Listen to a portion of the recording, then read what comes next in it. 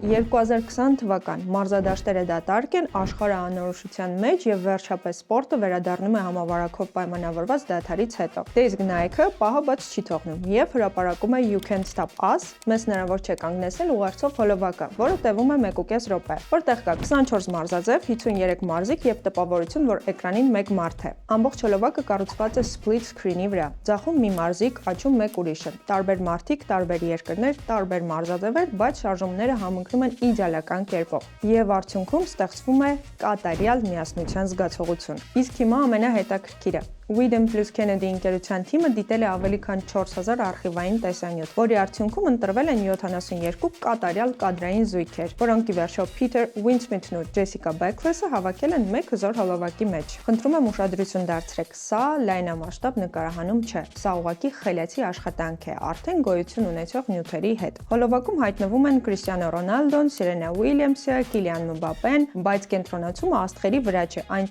սպորտը միավորում է զգացողության վրա է։ Իսկ մոնտաժն այստեղ ձևավորում է բովանդակությունը, այլ ոչ թե պարզապես միացնում կադրերը իրար։ Ռիթմը, սինխրոնիզացիան, լարվածության աճը ամեն ինչ աշխատում է էմոցիայի համար։ Պատահական չէ, որ հոլովակը արժանացել է Emmy մրցանակի։ Ինչու եմ այսքան մանրամասն վերլուծում այս հոլովակը, որովհետև այն շատ հստակ ցույց է տալիս մեծ բյուջեի եւ մեծ էֆեկտի տարբերությունը։ Երբ բրենդները մտածում են ուժեղ հոլովակի մասին, նրանք հաճախ պատկերացնում են մասշտաբային նկարահանումներ, թանկարժեք լոկացիաներ, տեխնիկա եւ հսկայական թիմ, բայց այս հոլովակում առանցքայինը ոչ թե մասշտաբն է, այլ մտածողությունը։ Նայեք գործողությունների հաջորդականությանը։ Նախ գաղափարը, հետո կոնտեքստի ընկալումը, պանդեմիա, սպորտի վերադարձ, սոցիալական լարվածություն, հետո ճիշտ ձևի որոնումը եւ միայն դրանից հետո նոր իրականացումը։ Սա պրոդյուսերական տրամաբանություն է։ Ոչ թե եկեք մի բան նկարենք, այլ ինչ ենք ուզում, որ մարդ զգա։ Այս դեպքում միասնություն, ուժ եւ մոտիվացիա։ Այնուհետև սկսում է ռազմավարական աշխատանք ռեսուրսների հետ։ Nike-ը ունի հսկայական արխիվ եւ պարզապես նորը նկարելու փոխարեն թիմը հարց տվեց. հնարավոր է արդյոք եղած նյութերից ստանալ նոր իմաստ։ Եվ ահա այստեղ կարևոր պահ է ցանկացած բրենդի համար։ Երբեմն դուք արդեն ունեք այն ամեն ինչ անհրաժեշտ է.